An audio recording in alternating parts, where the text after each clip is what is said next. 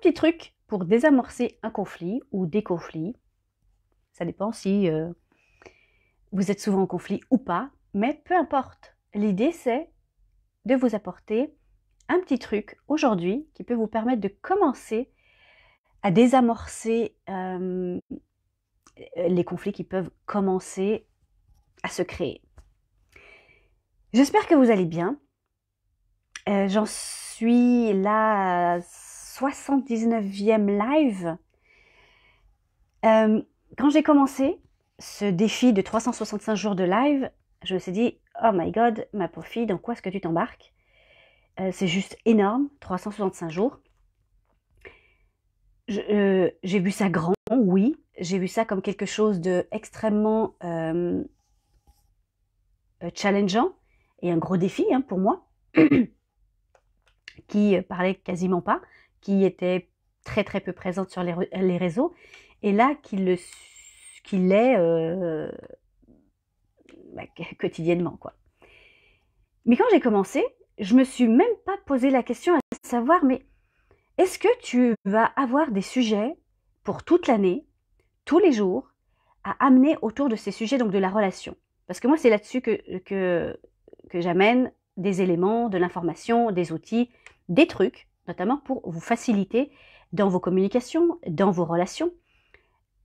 Et je me suis même pas posé la question. Et aujourd'hui, au bout de la 79e live, je me rends compte que je suis encore loin d'avoir fait le tour. C'est fou. C'est un sujet, pour moi en tous les cas, qui est quasi sans fin, qui est quasi inépuisable. Il y a tellement de choses, il y a tellement d'éléments à apporter, il y a tellement de façons d'amener ces sujets, de prismes dans lesquels on peut prendre aussi les choses, que c'est un truc que je ne m'étais même pas demandé. J'ai dit, mais qu'est-ce que je vais amener? J'en savais absolument rien. Et plus les jours passent, plus le temps passe, et plus je vois que c'est fructueux, à quel point je vois que les sujets sont quasi intarissables. C'est fou. Pourquoi? Pour moi, en tous les cas, c'est un sujet vraiment important. Vous avez besoin vous souhaitez vivre une belle relation de couple. Vous avez besoin d'avoir une intelligence relationnelle. Vous souhaitez avoir de belles relations avec votre famille. Vous avez besoin d'une intelligence relationnelle. Vous souhaitez avoir de belles, de bonnes, de meilleures relations avec vos enfants. Vous avez besoin de l'intelligence relationnelle. Vous avez besoin d'améliorer vos relations au niveau professionnel avec vos collègues, vos partenaires, vos supérieurs hiérarchiques, vos clients, vos fournisseurs, vos prospects, peu importe. Vous avez besoin de votre intelligence relationnelle. Vous avez envie aussi de développer une harmonie avec vous-même, d'être heureux avec vous-même. Vous avez besoin de votre intelligence relationnelle. Il n'y a aucun domaine de votre vie où vous n'avez pas besoin de votre intelligence relationnelle. L'intelligence relationnelle permet, oui, d'améliorer ses communications, oui, d'avoir de belles relations, mais aussi d'être plus heureux. Vous avez beau avoir une merveilleuse maison, une merveilleuse voiture, un compte en banque plein, c'est super, c'est magnifique et félicitations. C'est beau, ça fait du bien, c'est gratifiant. Bonsoir Inès, j'espère que tu vas bien ma chère. D'avoir tous ces éléments-là, ça aide. Oui, ça aide à être heureux, mais ça ne rend pas heureux. Ce qui rend heureux, c'est la qualité de nos relations. Et comme je viens de vous l'indiquer, il n'y a pas une sphère de votre vie où vous n'en avez pas besoin. C'est tellement fondamental, c'est tellement primordial. Et comment apprendre l'intelligence émotionnelle? L'intelligence émotionnelle fait partie de l'intelligence relationnelle.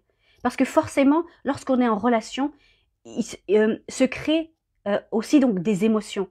On vit des émotions lorsqu'on est en relation. Donc, bien évidemment, par effet ricochet, on développe aussi notre intelligence émotionnelle de fait. Du coup, merci pour la question. J'espère un peu t'avoir répondu ou t'avoir aidé, mais c'est pas deux choses distinctes et deux choses différentes et deux choses opposées. L'une, ça va avec l'autre. Avec plaisir, ma chère Inès. Et à quel point les relations sont fondamentales, sont primordiales pour notre bien-être. C'est pour cette raison que tous les jours, Bonsoir Shafik, j'espère que tu vas bien mon ami. C'est pour la raison pour laquelle je me rends compte jour après jour que euh, le sujet est intarissable et qu'il y a tellement de façons, de manières d'amener euh, de l'information, des connaissances, des outils, des choses pour améliorer justement nos interactions dans nos relations. On dit souvent que avec l'âge, eh bien, on acquiert de la sagesse et qu'avec l'âge et donc notre sagesse, on améliore aussi la qualité de nos relations parce que forcément, on a davantage d'expérience. Et plus on a d'expérience, plus on a de possibilités de faire de l'introspection, de faire comment je dirais, un pas de recul et de comprendre justement ce qui se joue, ce qui s'est joué et de faire en sorte que ça puisse changer. Malheureusement, c'est pas systématique. C'est pas parce qu'on prend de l'âge qu'on prend aussi en sagesse et en maturité au niveau relationnel. Beaucoup ont l'impression que elles vont se... Alors, quand c'est pour les jeunes, la jeunesse, au moins, on va dire qu'ils ont l'excuse de la jeunesse. Mais quand on a un certain âge, à partir d'un certain âge, ben, beaucoup de personnes se disent bonsoir David, ravi que tu sois là. Avec le temps, beaucoup de personnes vont se dire mais en fait, je suis comme je suis parce que c'est ma personnalité. Je suis comme je suis parce que c'est mon tempérament. Je suis comme je suis parce que c'est pas à mon âge de toute façon que je vais changer. Pensez-vous vraiment que la qualité de nos relations va attendre qu'on ait 80 ans? Que la qualité de nos relations va attendre que l'on ait 120 ans? Si on attend que c'est la sagesse, que la vie nous amène la sagesse avec le temps. Est-ce que les relations, à quel point est-ce que c'est important pour nous et d'attendre de se dire c'est la sagesse qui va nous l'amener? Non. C'est vraiment important de pouvoir se dire que c'est maintenant que ça se joue. Les relations, c'est maintenant que c'est important et c'est maintenant qu'il faut faire quelque chose pour améliorer ses relations, pour améliorer son état d'être aussi et son bien-être qui va en découler. Donc quand on a l'habitude de se dire j'agis, c'est ma façon d'agir, c'est ma façon d'interagir, c'est ma façon de réagir, à un moment donné, si ça vous amène de belles relations, c'est parfait.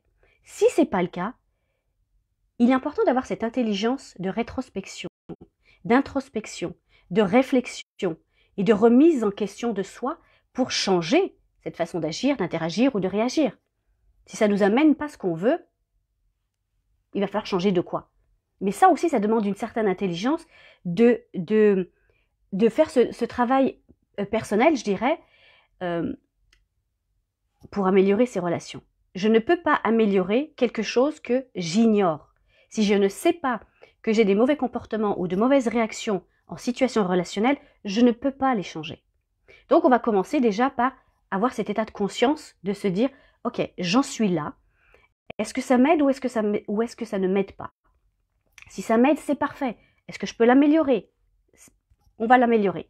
Si je ne l'ai pas, qu'est-ce que je peux changer? Qu'est-ce que je peux modifier? Qu'est-ce que je peux amener de différent, de supplémentaire, de complémentaire, d'autres que je ne fais pas déjà? Parce que je ne peux rien changer si je ne change rien. Si j'ai une certaine façon d'appréhender les relations qui ne m'amène pas les résultats escomptés, il y a quelque chose qui ne fonctionne pas. J'ai beau aller me dire que ça vient peut-être des autres, que c'est les autres qui ne me comprennent pas, que c'est les autres qui ne m'entendent pas, que c'est les autres qui ne me respectent pas, que c'est les autres qui sont comme ci, qui sont comme ça, etc., etc.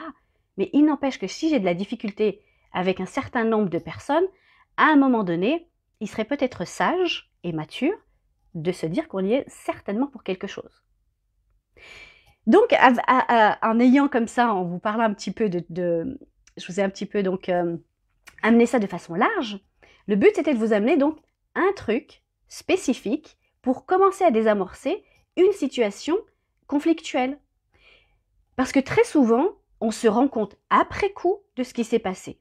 Et là, on se dit, mince, pourquoi est-ce que ça s'est passé comme ça s'est passé?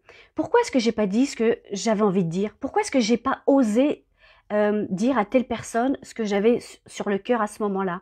Pourquoi est-ce que j'ai dit ça de telle manière alors qu'en réalité, j'aurais pu le dire autrement? Parce qu'on se rend compte qu'au final, le résultat de la conversation, de l'échange, n'a pas été celui qu'on avait espéré. Et ça, on s'en rend compte après. On le fait tout le temps après coup. Parfois, avant d'aller se coucher, on va se remémorer sa journée et se dire « Ok, à tel moment, ah mince, pourquoi j'ai pas dit ça dans la réunion de ce matin? Pourquoi j'ai pas dit les choses? Pourquoi j'ai pas parlé à un tel? Pourquoi j'ai pas réagi à ce moment-là? Pourquoi? Etc. etc. » Ça, c'est tout le temps après, après, après.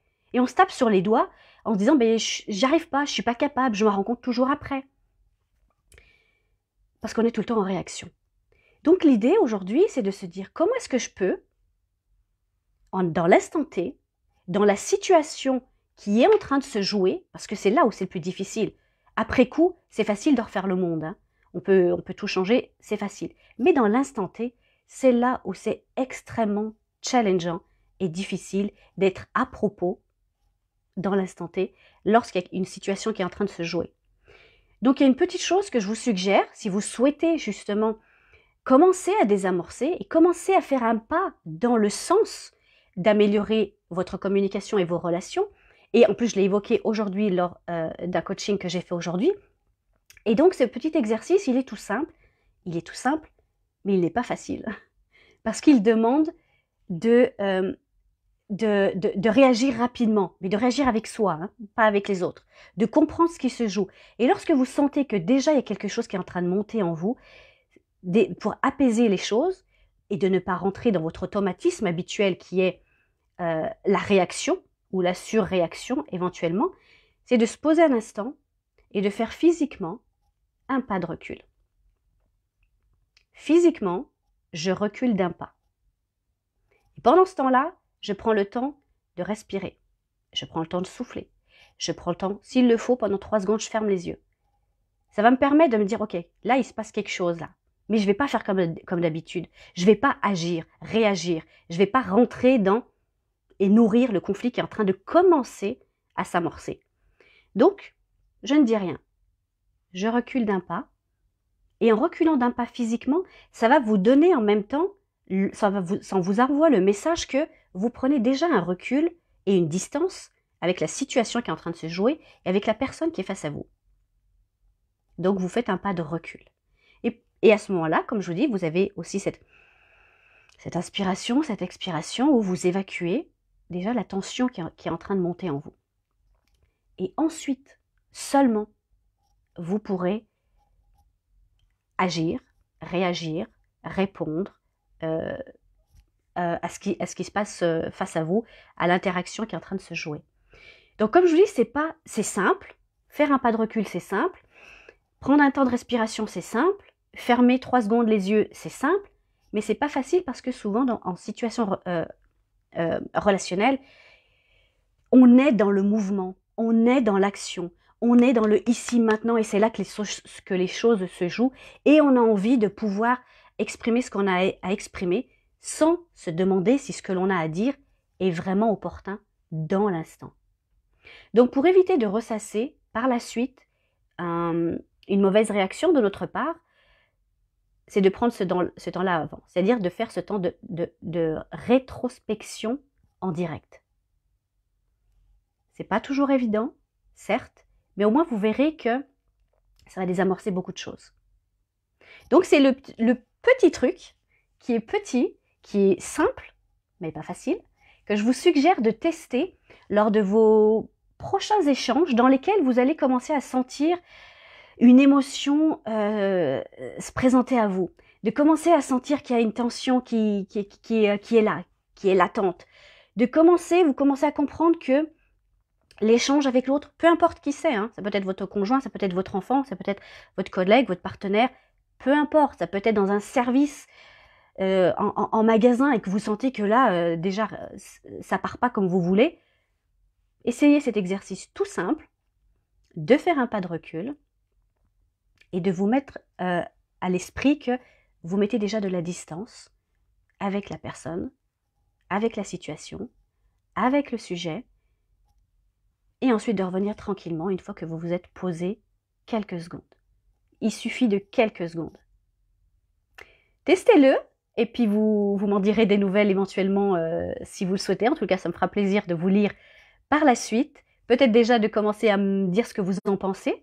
si c'est quelque chose qui pourrait éventuellement vous aider. Et pour moi, la relation, c'est une science. C'est pas quelque chose qui se fait de façon machinale, c'est pas quelque chose qui se fait par hasard, c'est pas quelque chose qui se fait comme ça, de façon aléatoire. Non. La relation, il existe une vraie science de la relation. Et cette science-là, pour moi, et de la façon dont je l'amène, de la façon dont je la comprends de plus en plus, eh bien, ça devient une vraie médecine. La science de la relation, c'est une médecine qui nous amène la guérison de soi. Donc, prenez vraiment soin de vous-même, prenez soin de vos relations. Ça va vous permettre effectivement d'être bien plus heureux. Et c'est le but au final de pourquoi prendre soin de ces relations.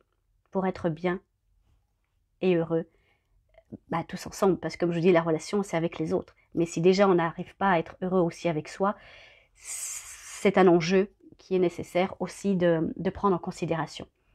Donc, prenez soin de vous, prenez soin de vos relations. Et si vous voulez aller encore plus loin, eh bien, je vous le répète assez régulièrement, mais Quantum Unity est le programme dans lequel je vous accompagne une fois par mois, dans une rencontre une fois par mois, où justement on va travailler sur cette intelligence relationnelle, sur cette intelligence personnelle, sur cette communication qui permet d'améliorer la qualité de ses relations et la qualité de son bien-être. Donc si vous souhaitez donc nous rejoindre, eh bien n'hésitez pas à m'envoyer un commentaire, à m'envoyer vos questions, et je serai ravie donc d'échanger avec vous.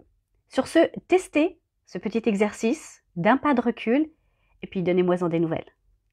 Prenez soin de vous, puis peut-être à demain. Bye bye.